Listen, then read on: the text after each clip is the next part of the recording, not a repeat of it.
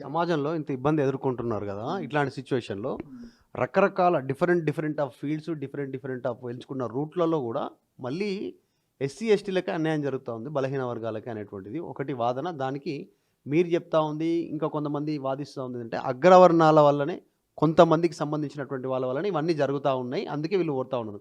అక్కడికి పోయినా కూడా వాళ్ళే ఉన్నారు గదా! అదే ఇప్పుడు క్రిస్టియానిటీ‌లోకి పోయినా, ముస్లింలకు పోయినా మళ్ళీ అక్కడ రెడ్డి, అక్కడే కమ్మ, అక్కడే కాపు వాళ్ళే గదా! మళ్ళీ చా టాపు. చాలా మంచి ప్రశ్న మీరు లేవదీశారు. చాలా ధన్యవాదాలు మధు గారు మీకు. నేను మొదటి నుంచి అదే చెప్తున్నా బ్రదర్. ఇయాల సుప్రీంకోర్టు అంటే నేను మతానికి మళ్ళీ వస్తాను. సుప్రీంకోర్టులో 80% మంది జడ్జిలు హైకోర్టు గాని, సుప్రీంకోర్టులో ఏ వర్గాలకు చెందిన వాళ్ళున్నారు? ఆధిపత్య వర్గాలకు చెందిన వాళ్ళు. వాళ్ళు బ్రాహ్మణులో, లేకపోతే వైశ్యులో, లేకపోతే క్షత్రియులో, ఇంకెవరైనా శూద్రుల్లో బాగా డెవలప్ అయిన రెడ్డిలో, కమ్మాలో, బెలమలో ఇంకా వాళ్ళే ఉన్నారండి. బీసీలు, ఎస్సీలు, ఎస్టీలు ఎక్కడున్నారు?